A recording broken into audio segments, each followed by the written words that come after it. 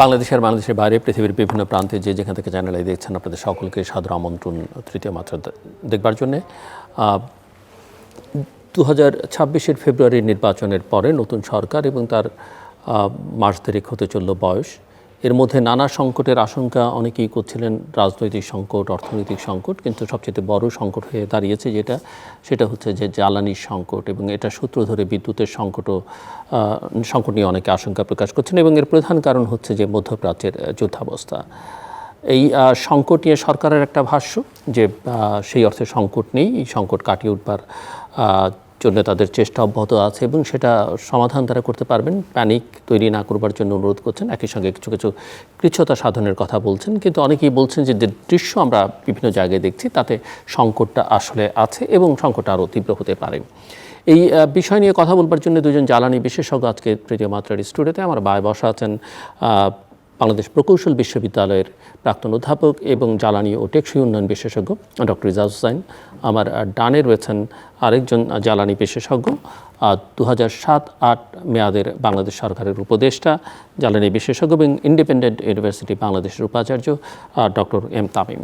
স্বাগত আপনাদের দুজনকেই তৃতীয় মাত্রায়। এবং প্রফেসর তামিম প্রকৌশল বিশ্ববিদ্যালয়ের প্রাক্তন একজন অধ্যাপক। প্রফেসর ডক্টর ইজাজ, আপনার কাছ থেকে একটু শুনতে চাই যে সংকট কি আছে না নেই, আসলে কোন জায়গায় দাঁড়িয়ে বাংলাদেশ? সংকট বললে তো একটু ডেলিকেট কথা, সংকট আর কি। কথা হচ্ছে যে মানে যেহেতু আমরা সরকার বলছে যে তাদের তেলের মজুদ আছে বা পাইপলাইনে আছে, সেটা সাপ্লাই হচ্ছে, তো সেই অর্থে আমাদের সংকট নেই। কিন্তু একটা সংকট তো হয়েই আছে, সেটা হচ্ছে দাম বেড়ে গেছে, অনেক বেড়ে গেছে, এবং এই দামটা ম্যানেজ করতে হবে। So it is impossible not to say that সংকট নাই। তো সংকট তো অ্যাবসলিউটলি দেয়ার, দামের সংকট। সাপ্লাই যে সংকটটা আছে এইটাটা এখন আপনি যেভাবে দেখেন, কারণ সাধারণভাবে আমি যদি দেখি যে পেট্রোল পাম্পে এরকম ভিড় হচ্ছে, লোকদের সাফারিং হচ্ছে, সো ওইটাকে আমি যদি আমাদের এই জ্বালানি কিংবা তেলের সংকট নাও বলি, ইটস এ সংকট, সাপ্লাই চেন প্রবলেম সংকট। হ্যাঁ, যেমন অনেককে আমি বলছি আমাকে এগুলো জিজ্ঞেস করেন না, কারণ I M A energy analyst or energy specialist, I am not a supply chain logistics specialist. এবং আমি এমনও বলেছি যে বিপিসির যারা প্রাক্তন আছে, যারা এইসব ভালো বোঝে, তাদের কাছ থেকে নেন। হ্যাঁ, ইভেন পাম্প ওনার অ্যাসোসিয়েশনের যারা ডিল করে। কারণ জিনিসটা হয়েছে কি, আপনি যদি দেখেন যে এমন একটা ফিউলে যে ক্রাইসিসটা এখন আমরা দেখছি, যেটার মজুদ তো আছেই দেশে, কিন্তু এটা এবং দেশেই একটা ভালো অংশ দেশেই প্রডিউসড হয়। যেটা হয় না সেটা হচ্ছে ডিজেল। হ্যাঁ, ডিজেলটা আমরা মোটামুটি 100% ইম্পোর্ট করতে হয়, ওইটাও কিছুটা পাই কিন্তু খুব কম।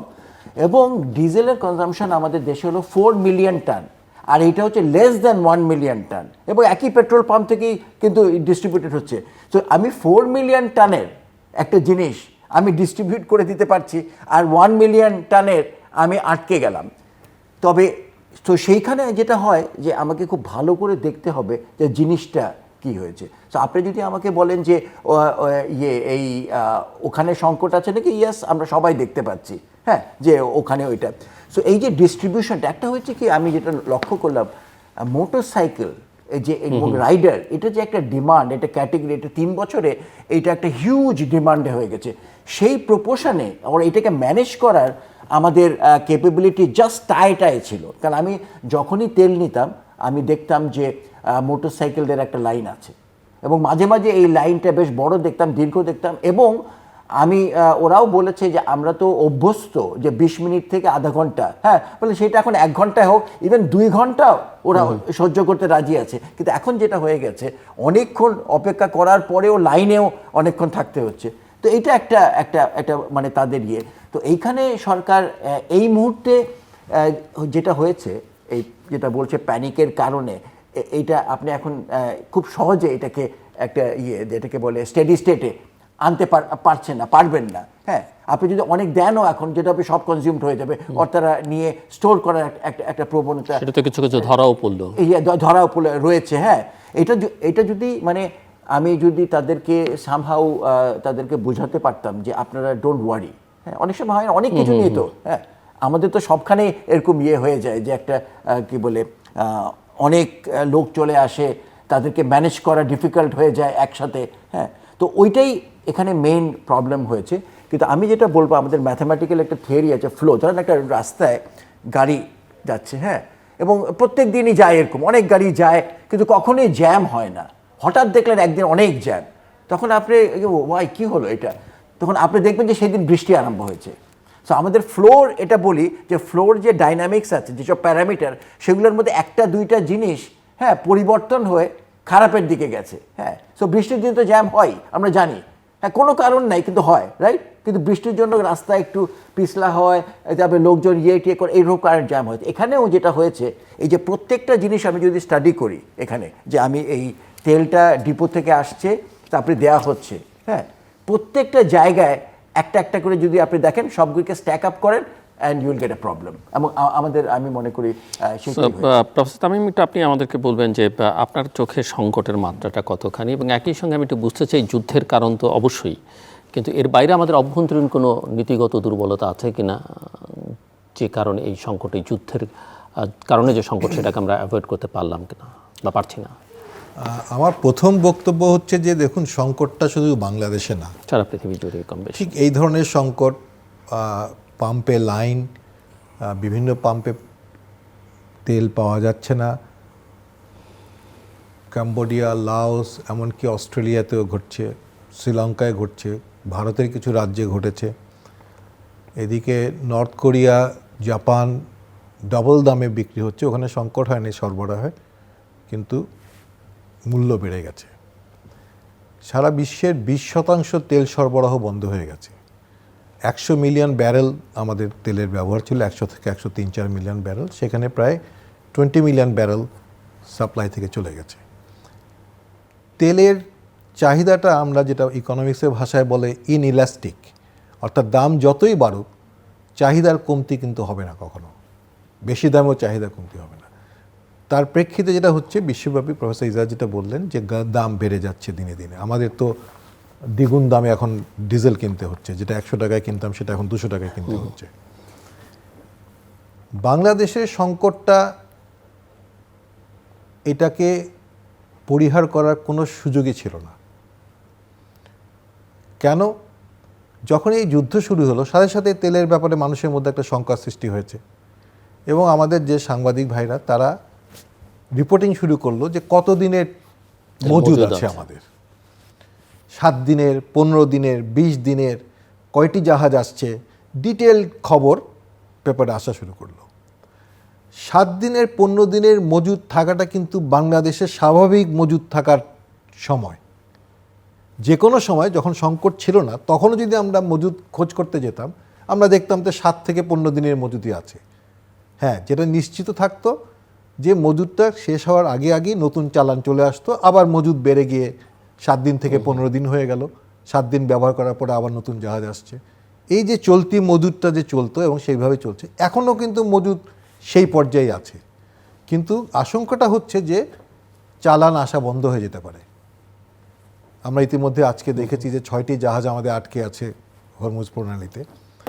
সেই জাহাজ যদি না আসে, আমাদের মূল সরবরাহকারী ডিজেল এবং পেট্রোলের, অকটেনের, আমরা প্রায় 2 লাখ টন অকটেন কিন্তু আমদানি করি। অনেকেই বলছে যে অকটেন দেশের মধ্যেই হচ্ছে না, 2 লাখ টন করা, 2 লাখ টন অকটেন আমাদের আমদানি করতে হয়। ইরানি রাষ্ট্রদূত বলেছেন যে জাহাজগুলো 6টি জাহাজ আসতে পারবে। হ্যাঁ, আসতে পারলে তো খুবই ভালো।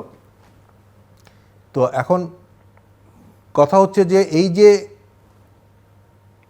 সরবরাহের যে ফোর্স মেজর ঘোষণা করেছে আমাদের মূল সরবরাহকারী সিঙ্গাপুর এবং মালয়েশিয়া, 75% ডিজেল এবং অকটেন যে যতটুকুই আসে, এটা আসতো এই দুটো দেশ থেকে। তারা দুটোই, কারণ হচ্ছে যে সিঙ্গাপুরে যে ক্রুড অয়েলটা আসবে, ওদের অনেক রিফাইনারি আছে সিঙ্গাপুরে, ওই রিফাইনারি থেকে যে সরবরাহ করে সেই ক্রুড অয়েলটাই সরবরাহ বন্ধ হয়ে গেছে, আসছে না, যেই কারণে তারা ফোর্স মেজর ঘোষণা করেছে। এবং ফোর্স মেজর ঘোষণা করলে আমাদের কিন্তু জুন মাস পর্যন্ত চুক্তিবদ্ধ আমরা বিভিন্ন কোম্পানির সাথে সম্পূর্ণ সরবরাহের জন্য, কিন্তু সেখানে অনেকগুলো জাহাজই বলে দিয়েছে যে আমরা নিশ্চয়তা দিতে পারছি না, এই মুহূর্তে আসবে না। এইটা আশঙ্কাটাকে আরও বাড়িয়ে দিয়েছে। সরকার চেষ্টা করে যাচ্ছে, অতিরিক্ত দাম দিয়ে ভিন্ন সূত্র থেকে কেনার চেষ্টা করছে। সেইখানে সরকারের সফলতা কতটুকু হবে তার প্রেক্ষিতে বোঝা যাবে। এখনও বাংলাদেশে কোনো চরম সংকট হয়েছে বলে আমি মনে করি না। এবং এই যে প্যানিক বাইং, পাম্পের লোকরা বলছে আমার স্বাভাবিক যে বিক্রি তার ডবল বিক্রি হচ্ছে, আমাদের ট্রিপল বিক্রি হচ্ছে কোনো কোনো জায়গায়। তার মানেই হলো মানুষ প্যানিক বাইং করছে এবং ইন্ডিভিজুয়াল হোর্ডিং করছে। যে সাধারণত প্রতি সপ্তাহে 10 লিটার বা 20 লিটার তেল কিনতো, সে এখন ট্যাঙ্ক ভরে 50 লিটার করার চেষ্টা করছে, তার ট্যাঙ্কে রাখার চেষ্টা করছে। সো এই যে প্রবণতাটা, সেটা আসলে অতিরিক্ত সরবরাহ করেও এটা বন্ধ করা যাবে কি না জানি না। আমি একটা কথা বলতে পারি, যুদ্ধ যদি বন্ধ হয়ে যায়, দেখবেন সাথে সাথে সাইকোলজিক্যালি বাঙালি বা অন্যান্য দেশেরও এই প্যানিক ভাবটা চলে যাবে। কিন্তু প্র্যাকটিক্যালি সরবরাহ কিন্তু আরও 6 মাস বিঘ্নিত থাকবে, কিন্তু মানুষের মনে প্যানিক থাকবে না। যুদ্ধ নাই, যুদ্ধ চিন্তাটাই মানুষের মধ্যে প্যানিক সৃষ্টি করেছে। এমনিতে প্রাইস অ্যাডজাস্টমেন্ট নিয়ে তো বাংলাদেশ তো অধিকাংশ সময় ভর্তুকি দেবার চেষ্টা করছে, সরকার বাড়াবে না সেই অর্থে। যেটা হয়েছে এখানে আপনার মতামত? বিপিসি কিন্তু 2022 সালটা বাদ দিলে মিনিমাম 3000 কোটি টাকা প্রফিট করেছে প্রতি বছর মিনিমাম। কোনো কোনো বছর 4000 5000ও করেছে লাস্ট সেভারাল ইয়ার্সে। এই টাকাটা সরকার বিপিসির কাছ থেকে নিয়ে নিয়েছে। প্রথমত তেলটা আমাদের একটা সার্ভিস, বিপিসি কিন্তু একটা utility service kind of thing. তাদের কোনো প্রফিট করার কথা না, তাদের অ্যাট কস্ট আমাদেরকে এটা সরবরাহ করার কথা, কিন্তু তারা প্রফিট করেছে। সেই প্রফিটটা যদি তারা হোল্ড করত, তাহলে আজকে তাদের হাতে কম করে হলো 30-40 হাজার কোটি টাকা থাকার কথা। তো এখন যে আমার বেশি দামে কিনতে হচ্ছে, সেটা তারা সহজেই দিতে পারত। এই মাসেই আমাদের এস্টিমেটেড ভর্তুকি হয়েছে প্রায় 5000 কোটি টাকা। তো এইটা আসলে পলিসি ডিসিশন। সব টাকার অভাব আছে, যেই কারণে আসলে আমরা পলিসি ডিসিশন নেওয়ার পরেও একসময় কথা ছিল যে বিপিসির টাকা বিপিসির কাছেই থাকবে, এটা অন্য কোথাও ব্যবহৃত হবে না। কিন্তু সেটা আমরা, এবং আমি এই কথাটা আমরা বহুদিন ধরে বলে এসেছি যে যখন আপনারা প্রফিট করেন সেই টাকাটা আপনারা রেখে দেন দুর্দিনের জন্য, যাতে তখন বেশি দামে কিনতে পারেন। কিন্তু সেটা তারা করেনি। সরকার কখনোই সেই টাকাটা রাখে না, কারণ তাদের সবসময় টাকার প্রয়োজন। এখন সরকার, নতুন সরকার স্বাভাবিকভাবেই মারাত্মক মূল্য বৃদ্ধির চিন্তা করে তারা তেলের দাম বাড়ায়নি এবং ভর্তুকি দিয়ে চলছে। এবং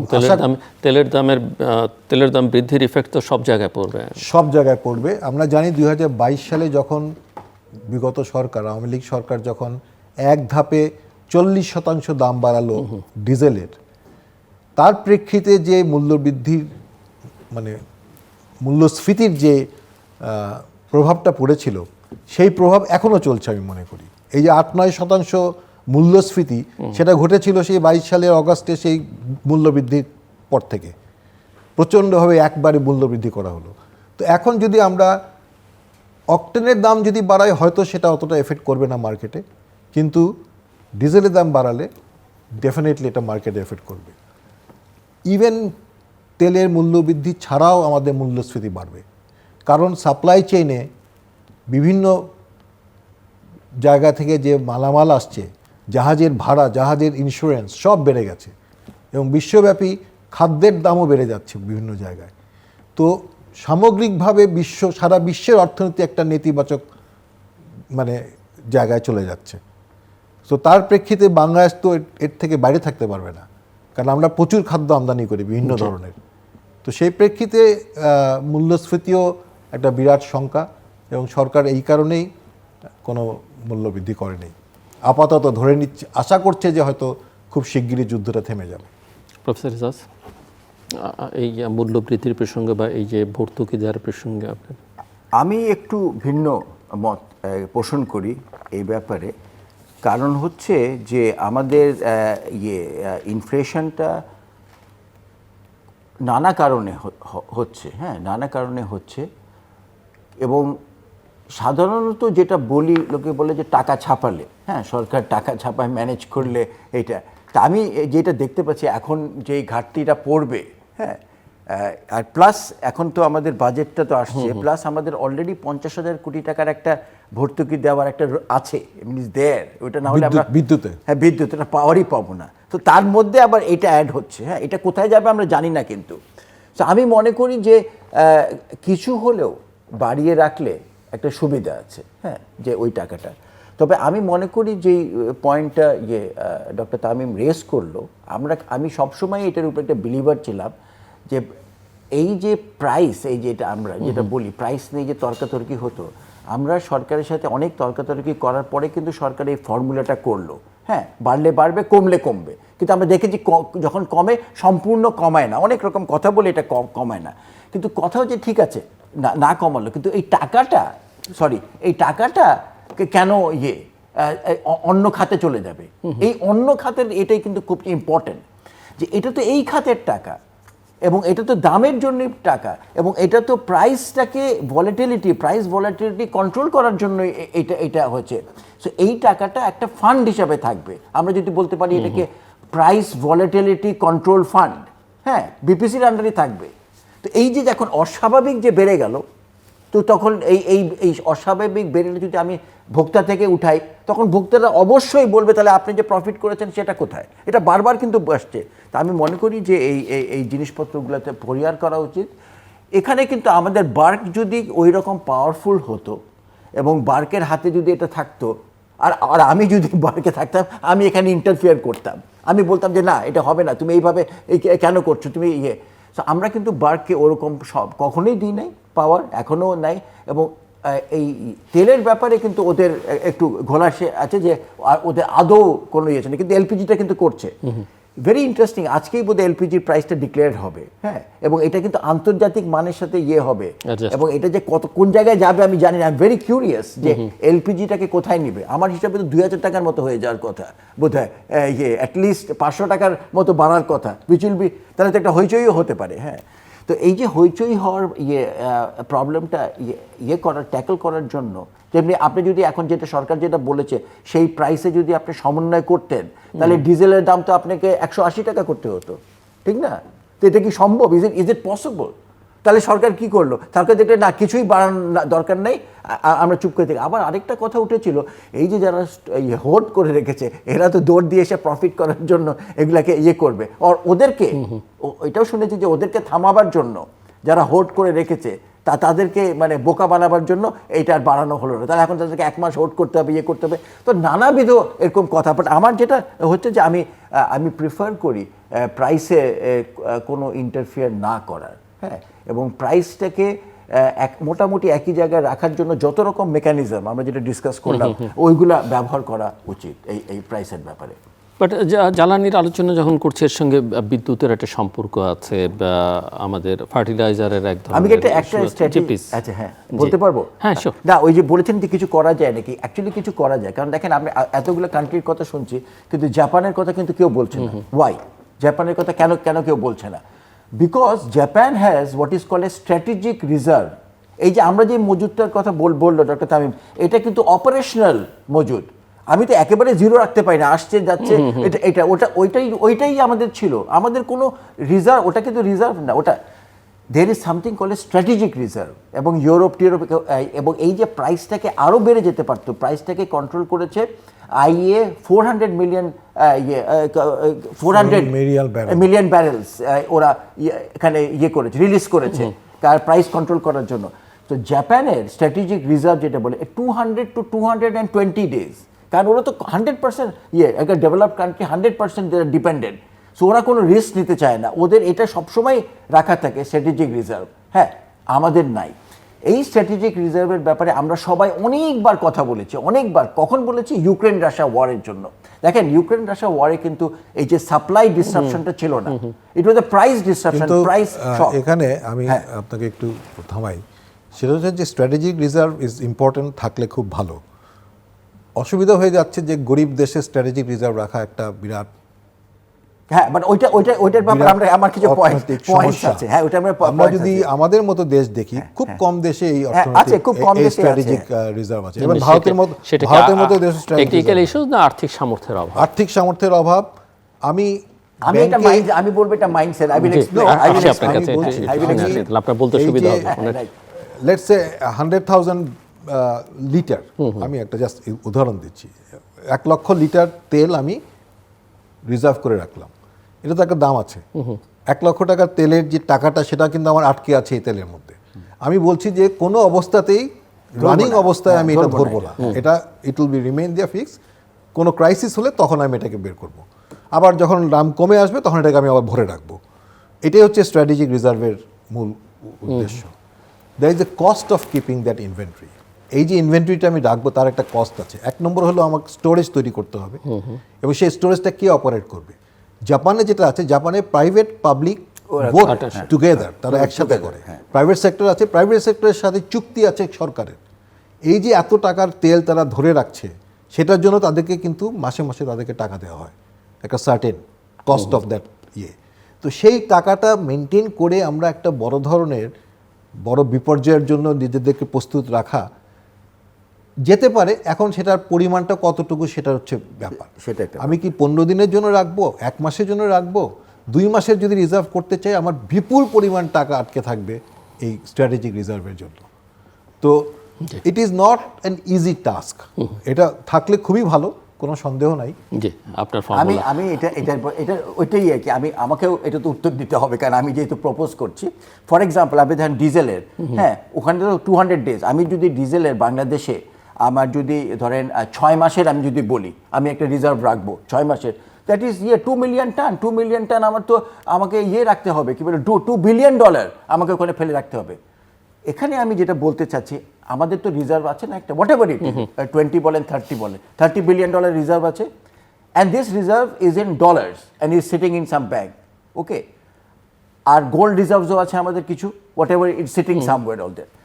আমি যদি এইটাকে এক যে লিকুইড গোল্ড হিসাবে বলে না, লিকুইড গোল্ড, এই তেলকে আমি লিকুইড গোল্ড হিসাবে যদি চিন্তা করি, তাহলে আমার ওইটা লিকুইড গোল্ড হিসাবে স্টোরড আছে। তো ওটা আছে, ইটস ট্রু দ্যাট আমি ওটা ইউজ করতে পারছি না। কিন্তু আমি যদি এটাকে চিন্তা করি, আমার যে রিজার্ভ যেটা ডলারে আছে, গোল্ডে আছে, ওইটার মতোই এটা লিকুইড গোল্ড, তাহলে কিন্তু আর অসুবিধা হয় না। তাহলে কিন্তু আমার যেটা অপারেশনাল টাকা থেকে নিতে হচ্ছে না, আমার যেটা রেখে দিয়েছি, তো instead of keeping it in dollars, I am keeping in oil. কিন্তু সেটা তো আপনি সবসময় ব্যবহার করতে পারেন। লিকুইডিটি একটা আমি আরেকটু বলি, দেখেন কেন এটার ব্যাপারে আমি খুব কনভিন্সড ইজ দ্যাট এটা যে স্টক পাইল, তো এটাকে তো ভরতে হবে আপনার। আমি কখন ভরবো এটা? আমি যখন ভরবো, যখন ধরেন তেলের দাম $60, ওকে, সবচেয়ে কম ওই যে এসছে, তখন আমি এটাকে করবো, ভরে গেলাম, আমি $60 পড়ে রইলো, রাইট ফিন্ডার। আমি এটা ড্র ডাউন করবো কখন? ধরেন আমার প্রায় আপনি দেখেন 60 থেকে 80 এটা ফ্লাকচুয়েট করেছে, আমার 80-85 গেলেই আমি ওখান থেকে ড্র ডাউন আরম্ভ করবো, তারপরে আবার ভরবো। তাহলে আমার কি দাঁড়ায়? আমি কিন্তু $20 প্রফিট নর্মাল টাইমেই করতে পারছি। আমার কিন্তু এটা এই বিপদের জন্য ওয়েট করতে হয় না, এরকম বিপদ। মানে যেহেতু অয়েলটা ভলেটাইল, আমি কিন্তু এটার বেনিফিটটা নর্মাল টাইমেই পাবো, 1 বছরের প্রত্যেক ইয়ারই পাবো। বাট মাঝে মাঝে হয়, যেমনি আমেরিকায় হয়েছে, ওরা ড্র ডাউন করেছে আর ভরার সময় পায় নাই, ওর ভরার পায় না, ওইরকম হয়। But that's all right.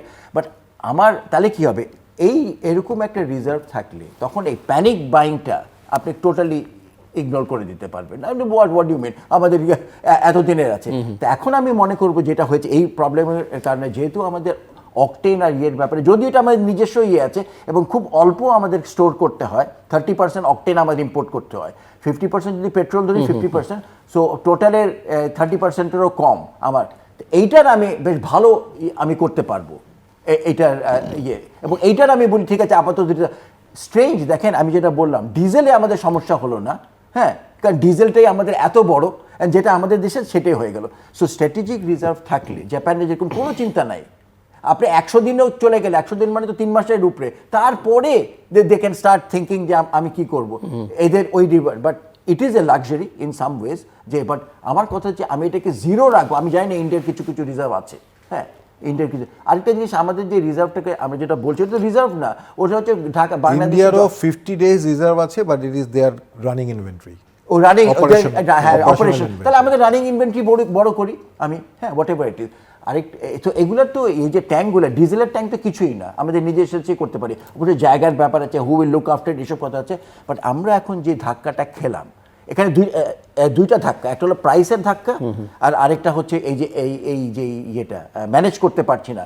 আমার মনে হয় যে এই যে ম্যানেজটা যে ফেল করলাম, এই ডক্টর তামিম বললো, আমারও সেটা গিয়ে এটা কিন্তু ওভারনাইট ইজিলি এটা সলভ হয়ে যাবে না, লোকরা এত সহজে করবে না থামলেও। তো এটা যেটা ডক্টর তামিম বলেছেন 6 মাস পর্যন্ত এটা যখন একবার হয়েছে, অন্য অনেক কারণেই হতে পারে। সো আমি মনে করি সরকারের অ্যাটলিস্ট এইটা ম্যানেজ করার জন্য, also I would say that এই পুরো জিনিসটাকে চেইনটাকে ভালো স্টাডি করুক। এই যে নতুন একটাকে রাইডার ক্যাটেগরি হয়েছে, ওদেরকে অন্য কোনোভাবে দেওয়া যায় নাকি, কারণ ওদের দেখেন ওদের তো জীবিকা এটা, হ্যাঁ না। অন্যরা যেরকম যাচ্ছে, আমি গেলাম না, আমি রিক্সায় গেলাম, হ্যাঁ আমি হেঁটে গেলাম, আমি মেট্রো রেলে গেলাম, হ্যাঁ কিন্তু এদের তো ব্যবসা, এটা একটা বিরাট ক্যাটেগরি অফ নিউ ইউজার এসে গেছে। আমি যেটা বলছিলাম যে অয়েল নিয়ে কথা বলছি, কিন্তু সামনে সামার এবং একই সঙ্গে কৃষি মৌসুম, সো পাওয়ার, ফার্টিলাইজার এগুলোর ক্রাইসিস নিয়ে অনেক আতঙ্কিত। আপনি একটু ফার্টিলাইজার ফ্যাক্টরিগুলো তো বাংলাদেশের সব বন্ধ হয়ে গেছে। আমি একটা ম্যাপ দেখছিলাম, পুরো এই আমাদের সাবকন্টিনেন্ট সহ অন্যান্য অনেক দেশেই ফার্টিলাইজার ফ্যাক্টরি, ভারতের যতগুলো ফার্টিলাইজার ফ্যাক্টরি আছে সবগুলো পার্শিয়াল চলছে। পাকিস্তানের সব ফার্টিলাইজার ফ্যাক্টরি বন্ধ হয়ে গেছে, বাংলাদেশের সব ফার্টিলাইজার ফ্যাক্টরি বন্ধ হয়ে গেছে। অর্থাৎ গ্যাস সরবরাহের ব্যাপারে যে আমাদের যে শঙ্কা, সেই শঙ্কা থেকে আমরা ফার্টিলাইজার আপাতত বন্ধ করে রেখেছি। ফার্টিলাইজারের একটা বড় যোগানদাতা কিন্তু মধ্যপ্রাচ্য, যেই কারণে সারা বিশ্বেই ফার্টিলাইজারের একটা ঘাটতি দেখা দেবে, নিশ্চিতভাবে ঘাটতি দেখা দেবে। ইন্ডিয়ায় তো মোদি এটা বলেছে, ওদের পার্লামেন্টে ডিসকাস হয়েছে, ওদের শর্টেজ হচ্ছে এলপিজি আর fertiliser, they are worried about that. হ্যাঁ, এলপিজি ওদের চুলার মানে রান্নার যে সেটা, আমাদেরও এলপিজি সমস্যা হতে পারে। এখন পর্যন্ত ঠিক আছে, কারণ আমাদের একটা এলপিজি সমস্যা ঈদের আগে রোজার আগে হয়েছিল, যেটাকে ওভারকাম করতে গিয়ে বেশ কিছু অতিরিক্ত আমরা আমদানি করেছি, যে কারণে হয়তো এই মুহূর্তে আমাদের পাইপলাইনেও আছে কিছু, তো সেটাও দেখতে হবে। কারণ এখন ওইখানেও স্টোরেজ, ওখানেও আমার সাজেশন স্টোরেজ বিপিসি ইভেন এলএনজিরও আমাদের স্টোরেজ লাগবে। হ্যাঁ লাগবে, কারণ এলএনজির যে ডিস্টারবেন্স, সেটা আরো কমন, যুদ্ধ লাগতে হয় না, তাছাড়াও আমাদের অনেক আর আমাদের তো $5-10 এদিক ওদিক হলে পারি না আমরা কিনতে, সেটাও আছে। প্লাস আমাদের যে এফএসআরগুলি আছে, যে কোনো একটা যদি কোনো মেনটেন্যান্সের কারণে 15 দিন বন্ধ থাকে, তাহলে 15 দিন 500 মিলিয়ন কমে যাচ্ছে। 2500 মিলিয়ন থেকে 500 মিলিয়ন কমে গেলে মারাত্মক সংকট সৃষ্টি হবে। সেটা হয়েছেও দু একবার। বিদ্যুৎ উৎপাদনের জন্য আমাদের যেটা হয়েছে, এই মুহূর্তে আমাদের 7,000-7,500 মেগাওয়াট কয়লা ভিত্তিক বিদ্যুৎ উৎপাদন ক্ষমতা আছে। আমরা ভারত থেকে 1400 আনছি, আদানি থেকে 1160 আনছি ওদের এক্সচেঞ্জ থেকে।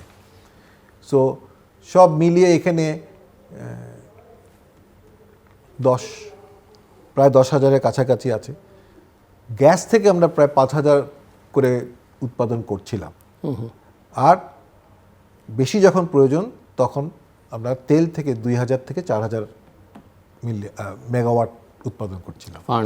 সো আমাদের টোটাল উৎপাদন ক্ষমতা, আমদানি এবং উৎপাদন সহ যদি সর্বোচ্চ তেলে কয়লা করতে পারি, কয়লা সাধারণত আমরা 5,000-এর উপরে কখনো করতে পারি না। তো সেই অর্থে আমাদের অ্যাকচুয়াল উৎপাদন ক্ষমতা, সর্বোচ্চ উৎপাদন তো আমাদের 16,500 হয়েছে, রেকর্ড যেটা। চাহিদা কিন্তু আমাদের 17,000-18,000। গত বছর আমরা খুবই ভাগ্যবান ছিলাম যে পুরো গ্রীষ্মকালটা খুব ঠান্ডা গেছে, সারাক্ষণ বৃষ্টির মধ্যে। মে মাসে বৃষ্টি শুরু হয়েছে, একবারে অক্টোবরে গিয়ে বৃষ্টি শেষ হয়েছে, যেই কারণে তাপমাত্রা ওইরকমভাবে উঠে নেয়। এটা এখন সম্পূর্ণ ডিপেন্ড করবে লোডশেডিং এবং আমাদের বিদ্যুৎ উৎপাদনের ক্ষমতার সেই লোডকে, মানে যে লোড হবে সেটা মিট করার ক্ষমতা ডিপেন্ড করবে ওয়েদারের উপরে। ওয়েদার যদি মাইল্ড হয়, তাহলে আমরা অল্প কিছু লোডশেডিং দিয়ে আমরা চলতে পারবো বলে আমি মনে করি, যদি আমি কয়লাভিত্তিক বিদ্যুৎটাকে পুরোপুরি ব্যবহার করতে পারি। 7,000 মেগাওয়াট না হলেও 6,500 মেগাওয়াট কয়লা আমি মনে করি 90%, 85% প্ল্যান ক্যাপাসিটি, যেটা আমাদের কয়লার এক্সপেক্টেড প্ল্যান ক্যাপাসিটি, সেই ক্যাপাসিটিতে চালাতে হবে। গ্যাসেরটা একটু রিস্কি। গ্যাসেরটা আমি বলতে পারবো না ঠিক কতটুকু যাবে, 5,000 জায়গায় 4,000 3,000। আমরা যদি 13-14,000 মেগাওয়াট মোটামুটি নিশ্চিত করতে পারি, তাহলে লোডশেডিং সহ আমরা হয়তো এই সিজনটা পার করে দিতে পারবো। লোডশেডিং হবে, এটা আমি মোটামুটি ধরে নিচ্ছি লোডশেডিং হবে। লোডশেডিং ছাড়া আমরা কোন মাত্রায় হবে সেটা একটা কোন মাত্রাটা ডিপেন্ড করবে ওয়েদার এবং সরবরাহ, তেল এবং গ্যাসের সরবরাহের উপরে।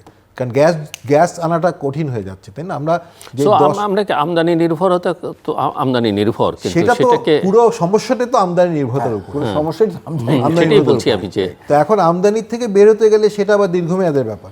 তো দীর্ঘমেয়াদের ব্যাপার আমরা ক্রাইসিসের সময় যেগুলো প্রয়োজনীয় সে কথাগুলো বলি, ক্রাইসিস চলে গেলে আমরা সহজ উপায় চলে যাই। আমাদের যে যেটাকে আমরা বলছি নবায়নযোগ্য জ্বালানি, অর্থাৎ সৌর বিদ্যুৎ মূলত, কারণ আমাদের নবায়নযোগ্য জ্বালানি কিন্তু বায়ু বিদ্যুৎ সম্ভাবনা খুব কম। একটি যেটা হয়েছে এটার পারফরমেন্স ওরকম আশাব্যঞ্জক কিছু না। তো আমাদের যাই সম্ভাবনা সেটা সৌরবিদ্যুতে আছে। তো সৌরবিদ্যুতে এই মুহূর্তে 1,000 মেগাওয়াট আমাদের গ্রিডে সংযুক্ত আছে। তো সেটা কিন্তু দিনের বেলায় আমাদেরকে বিদ্যুৎ দিচ্ছে এবং সেটা কাকে রিপ্লেস করছে? মূলত তেলভিত্তিক বিদ্যুৎ উৎপাদনকে তারা রিপ্লেস করছে। এরপরও আমাদের 2,000-2,500 মেগাওয়াটের মতো তেলভিত্তিক বিদ্যুৎ চলছে। সো আমরা খুব সহজেই 3 থেকে 4,000 মেগাওয়াট বিদ্যুৎ দিনের বেলা চালাতে পারি, যদি আমি ব্যাটারি ব্যবহার নাও করি।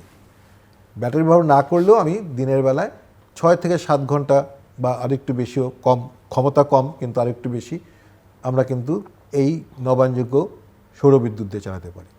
এটার ব্যাপারে অনেক কথা বলা হয়েছে, এটা আমরাও বেশ কয়েক বছর ধরে বলছি যে আমাদের এই করা দরকার।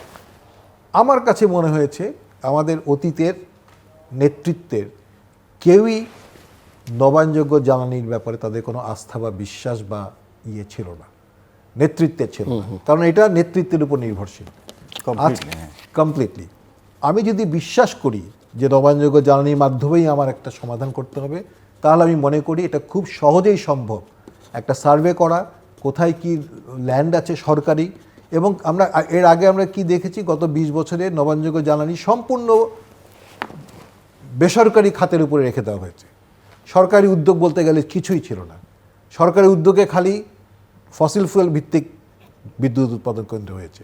একটিও ছোটোখাটো 8 মেগাওয়াট 10 মেগাওয়াটের সোলার হয়েছে, তাও পিডিবি এবং অন্যান্য জায়গায় আরইবি থেকে করেছে কয়েকটা। বড় বড় দুটো হয়েছে, একটা 100 মেগাওয়াট, একটা 200 মেগাওয়াট, তিস্তা এবং এই সাউথে যেটা হয়েছে ওরিয়নের, এই দুটো হয়েছে বড় দুটো, আর বাকি সব 50 মেগাওয়াটে ছোট ছোট ছোট। তো বড়োর জন্য আমাদের যেটা সবচেয়ে বড় সমস্যা সেটা হলো জায়গার সমস্যা। এই জায়গা সরকারের হাতে আছে এবং সরকারের হাতে অনেক অধিগ্রহণকৃত জায়গা আছে, যেখানে ধরেন কয়লার জন্য এখন অ্যাবান্ডন হয়ে গেছে, কয়লা ভিত্তিক বিদ্যুৎ কেন্দ্র হবে না। রামপালের কথাই বলি, রামপালের 1320 মেগাওয়াটের দুটো বিদ্যুৎ কেন্দ্র হওয়ার কথা ছিল, দুটো ইউনিট। সেখানে একটি হয়েছে এবং আরেকটি হবে না বলে সিদ্ধান্ত হয়ে গেছে। জায়গা অধিগ্রহণ করা হয়েছে 800 acre, 800 acre, 1600 acre.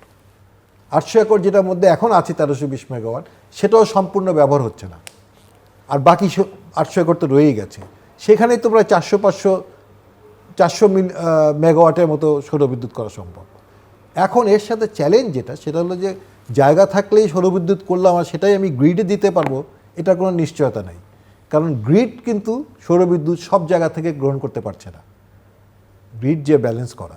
So grid উন্নয়ন এবং সৌরবিদ্যুৎ এটা দুটো একসাথে করতে হবে এবং সেখানে প্রচুর পরিমাণ বিনিয়োগের প্রয়োজন আছে। সরকার যদি বিশ্বাস করে এবং সেটা উদ্যোগ নেয়, আমি মনে করি আগামী 3-4 বছরের মধ্যে 3,000 থেকে 4,000 মেগাওয়াট সৌরবিদ্যুৎ সংযুক্ত করা সম্ভব। ভবিষ্যতে আরও করা সম্ভব, এটা গ্রিড উন্নয়নের সাথে সাথে করা সম্ভব। এবং এটা তো ভ্যারিয়েবল, কোনোদিন বৃষ্টি হলে আমাদের সৌরবিদ্যুৎ বন্ধ হয়ে যাবে, তখন আমি কোথার থেকে সরবরাহ করব।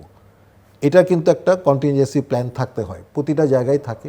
ভ্যারিয়েবল লোড, ভ্যারিয়েবল না, এটা অনেক টেকনিক্যাল ইস্যু আছে সেগুলো। আরেকটি আমাদের জন্য অত্যন্ত গুরুত্বপূর্ণ হয়ে দাঁড়াবে ভবিষ্যতে, সেটা হলো আমাদের nuclear power plant. Nuclear power প্ল্যান্টের ফুয়েল লোডিং হওয়ার কথা ছিল অ্যাকচুয়ালি এই সপ্তাহে। আজকে দেখলাম একটা নিউজ আইটেমে যেটা ওটা পিছিয়ে যাচ্ছে। হ্যাঁ হ্যাঁ, নিউক্লিয়ারে যদি আমাদের এই 2400 মেগাওয়াট চলে আসে, যেটা অ্যাকচুয়ালি ইতিমধ্যে চলে আসার কথা ছিল, 26-এর মধ্যেই আমাদের দুটো ইউনিটই 1200-2400 মেগাওয়াট, 2400 না হলে 1000, 2000 মেগাওয়াট চলে আসার কথা ছিল। এটা আমার জন্য একটা বিরাট রিলিফ হতো, এনভায়রনমেন্টালি ফ্রেন্ডলি হতো, রিলিফও হতো। কিন্তু এখানেও গ্রিডের সমস্যা আছে। নিউক্লিয়ার পাওয়ার প্ল্যান্ট যখন চালাতে যাবে তখন কিন্তু গ্রিডের যে ফ্রিকোয়েন্সি, এই ফ্রিকোয়েন্সি ভ্যারিয়েশন খুব টাইট, এখন যে আছে তার চেয়ে তো টাইট হতে হবে। তো সেই কারণে গ্রিড অপারেট করাটা একটা বড় চ্যালেঞ্জিং বিষয় হয়ে দাঁড়াবে। কিন্তু আমাদের ভবিষ্যতে যদি আমরা চিন্তা করি, আমরা যদি কার্বন ফ্রি জেনারেশনের কথা চিন্তা করি, শুধু রিনিউয়েবল দিয়ে আমাদের দেশে আমি মনে করি না যে শুধু রিনিউয়েবল দিয়ে আমাদের সেই কার্বন ফ্রি জেনারেশন করা সম্ভব হবে। সম্ভবত নিউক্লিয়ার দিলে মানে আরও বেশি নিউক্লিয়ার এনে আমাদেরকে এটা করতে হবে। আরেকটা যারা দেশীয় উৎপাদনকারী ফার্নেস ওয়ালে, তাদের যে তাদের সঙ্গে সরকারের যে দেনা পাওনার হিসেব নিকেশ, সেটা নিয়ে একটা বড় সমস্যা। সেটা তো বহুদিন ধরেই, গত সরকারের সময় থেকেই টাকার অভাব, আমাদের এত ভর্তুকি গেছে। আর ভর্তুকির টাকা শুধু যে দেশীয় কোম্পানিগুলো পায়নি, আদানির ইস্যু, বিদেশি কোম্পানি, আদানি থেকে শুরু করে ওদের এক্সচেঞ্জের টাকা, গ্যাসের, শেভরনের গ্যাসের টাকা সবই বাকি পড়েছিল। অন্তর্বর্তীকালীন সরকার এই জিনিসটা বেটার ম্যানেজ করেছে।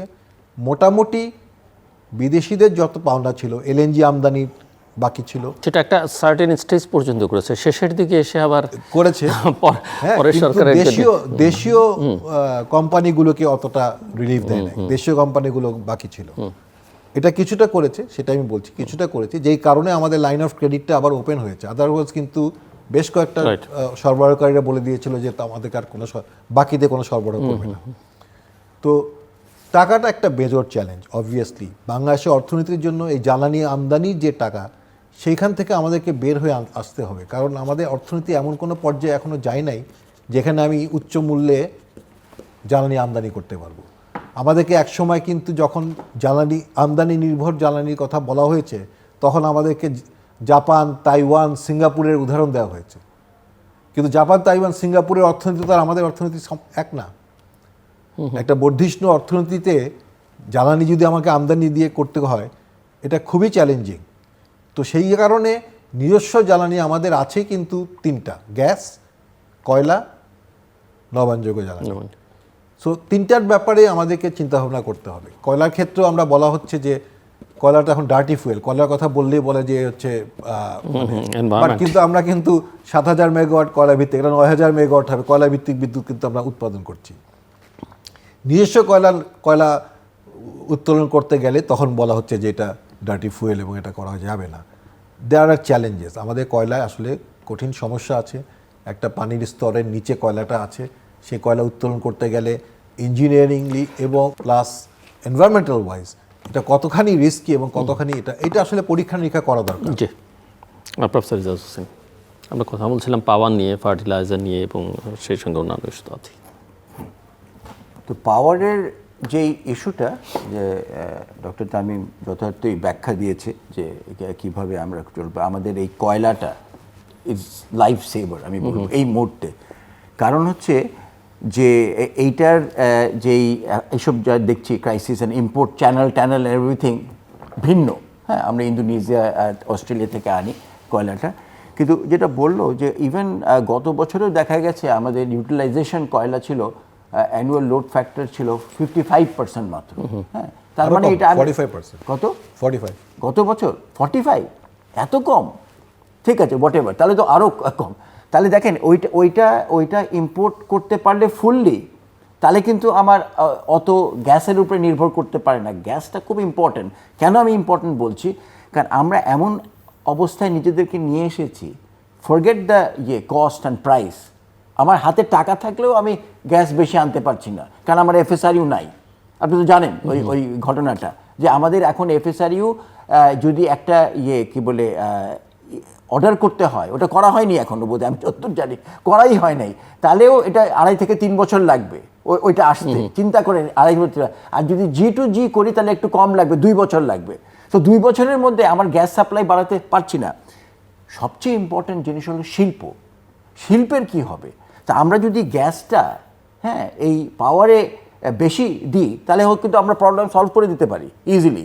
আর কিন্তু শিল্পের কি হবে? তাহলে শিল্পের তো অবস্থা সাংঘাতিক করুণ, এবং তারা তো অনেক রকম প্রবলেমে ভুগছে, তার মধ্যে এনার্জি। সো আমি মনে করি যে আমাদের এনার্জি তো আমরা একটা ক্রাইসিসেই ছিলাম, এবং এইটা হওয়ার পরে আমার energy crisis has become gone into a crisis. আমরা ক্রাইসিসের মধ্যে ক্রাইসিসে চলে গেছি। তো আমাদেরকে যেটা করতে হবে এই বছরটা, আমি জানি না কিভাবে করবে, আমার কিন্তু কোনো রকম রেডিমেড সলিউশন নাই, যে আপনাকে বেশি গ্যাস শিল্পে দিতেই হবে, তা না হলে শিল্প বাঁচবে না।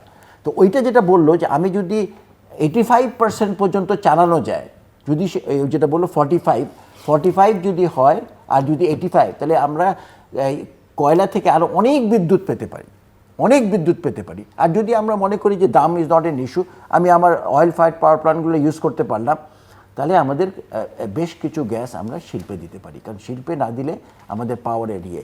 আরেকটা জিনিস আমি যেটা মনে করি যে আমাদের আমরা যেটাকে কনজারভেশন বলি, হ্যাঁ, কৃচ্ছতা সাধারণ দিস দ্যাট, আমরা লোককে রিকোয়েস্ট করি, হ্যাঁ। সো আমি অলওয়েজ লোডশেডিংটাকে ফোর্সড কনজারভেশন হিসাবে দেখি, হ্যাঁ, ঠিক আছে। মানে আমার যদি পয়সা বাঁচাতে হয়, হ্যাঁ, তাহলে আমি সারা দেশেই কন্টিনিউয়াসলি যখনই হবে তখনই আমি লোডশেডিং করবো 1 থেকে 2000 মেগাওয়াট পর্যন্ত।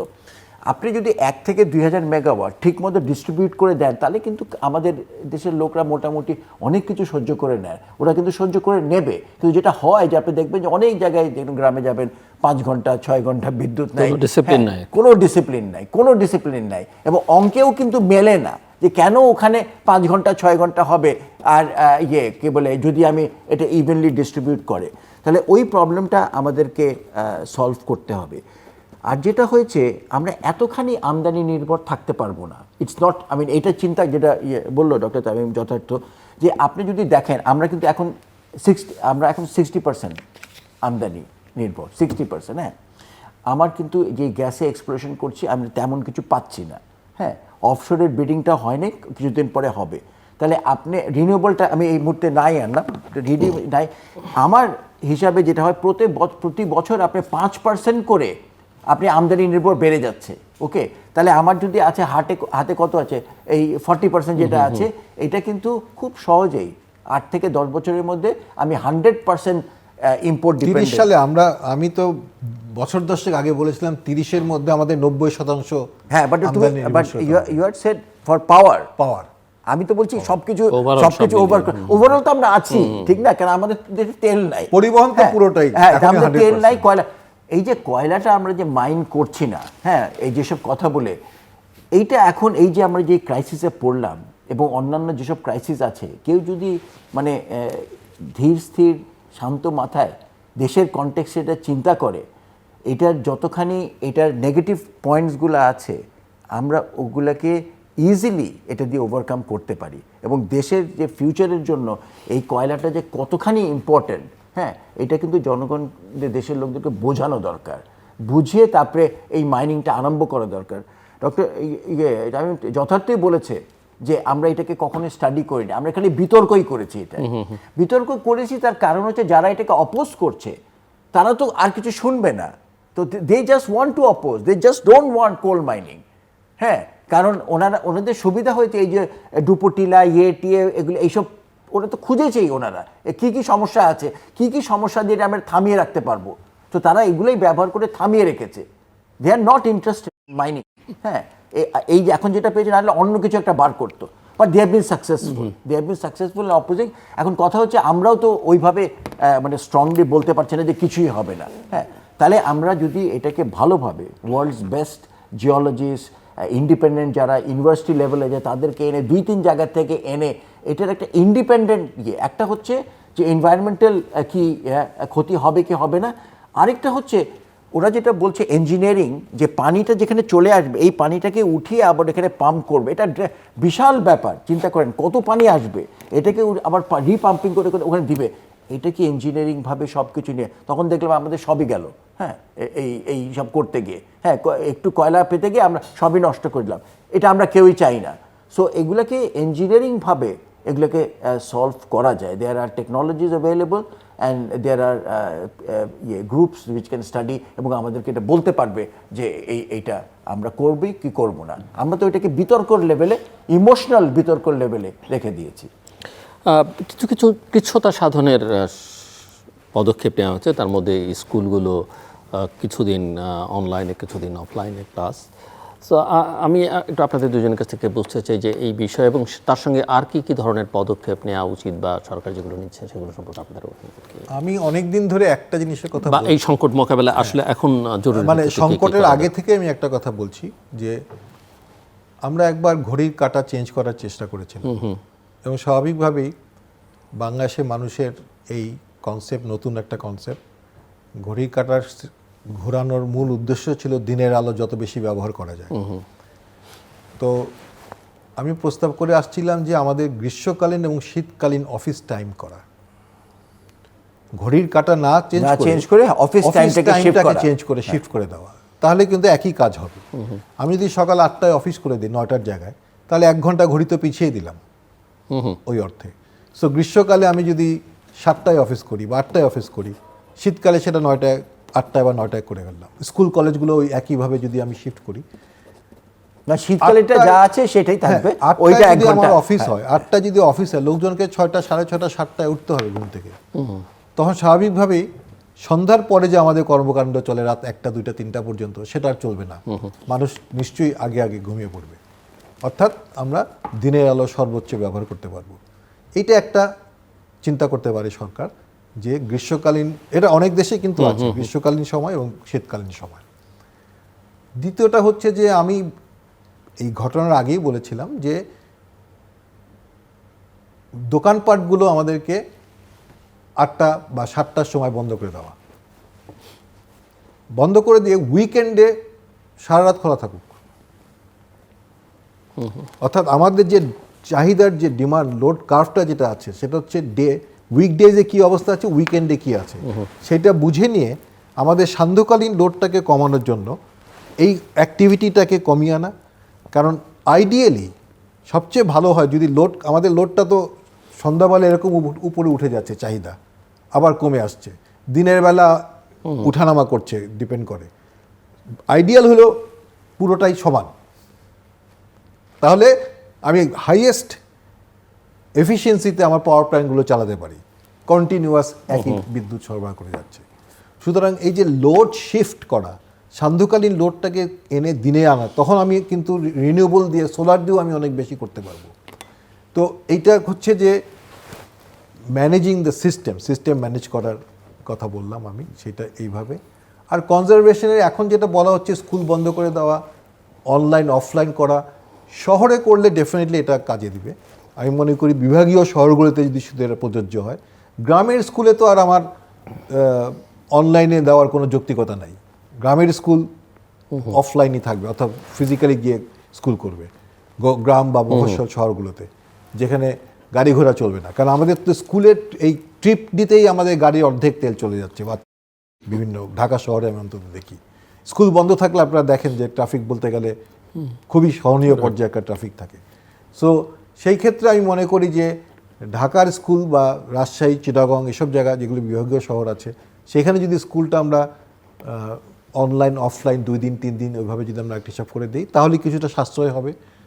আর অনেকগুলো দেশেই এখন এটা করেছে, ফিলিপিনে করেছে, শ্রীলঙ্কায় করেছে, 4 দিনের অফিস টাইম করে দিয়েছে, 5 দিনের জায়গায় 4 দিন করে দিয়েছে। শ্রীলঙ্কায় যেমন বুধবার দিন ছুটি ঘোষণা করে দিয়েছে তারা, যে বুধবারে কোনো অফিস হবে না।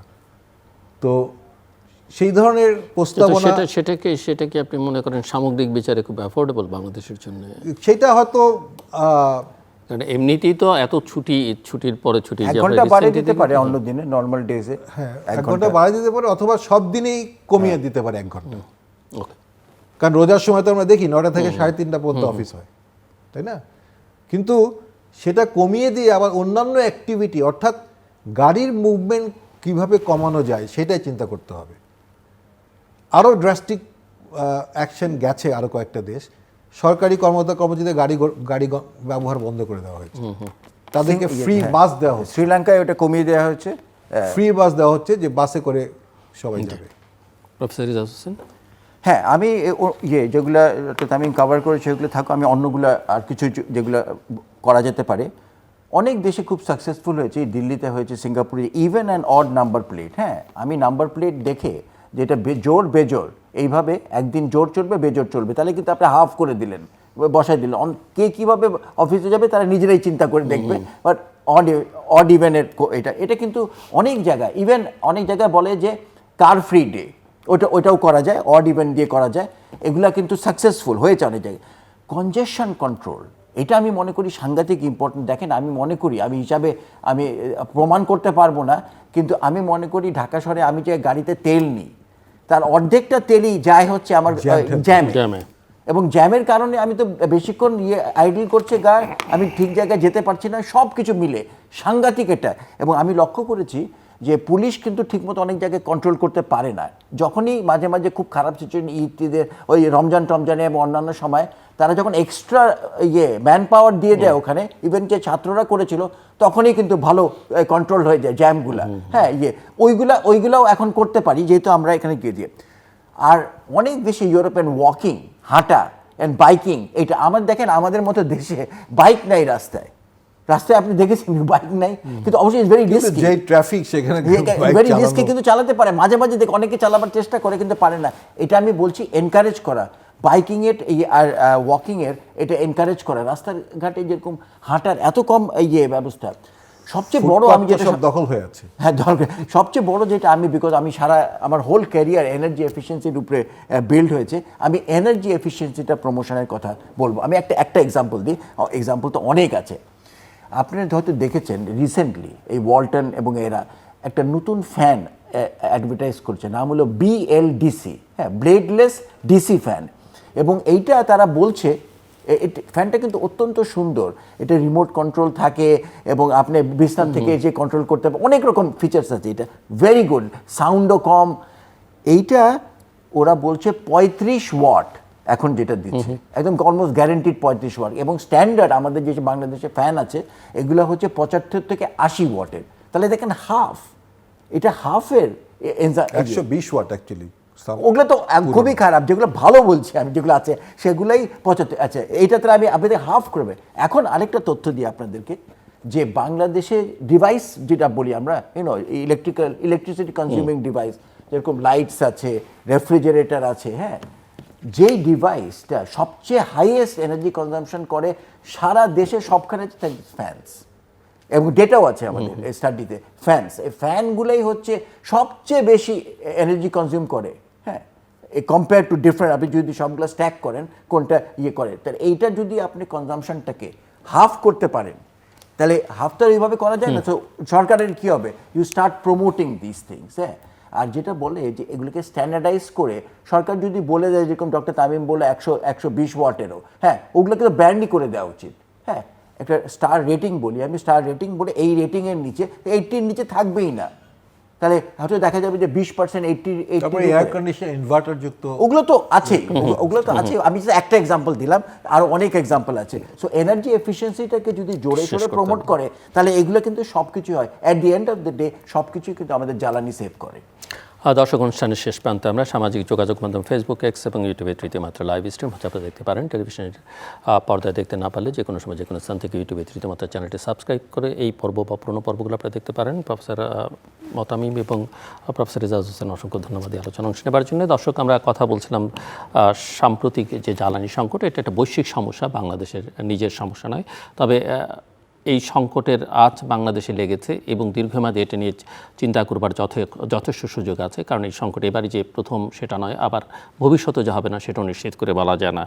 সো আমদানি নির্ভরতা এটা বাড়বে বলে ওনারা আশঙ্কা করছেন, কিন্তু এটাকে আসলে কমিয়ে আনার উপায় বের করা দরকার, এবং এর জন্য সব মিলিয়ে একটা ইন্ডিপেন্ডেন্ট স্টাডির কথা ওনারা বলছেন যে বাংলাদেশের জ্বালানি সংকট নিয়ে। অনেকগুলো ইস্যু ওনারা রেজ করেছেন, যেমন জ্বালানি খাতের টাকা অন্য খাতে সরকার ব্যবহার করে বা নিয়ে যায়, এখান থেকে সরকারকে বেরিয়ে আসতে হবে।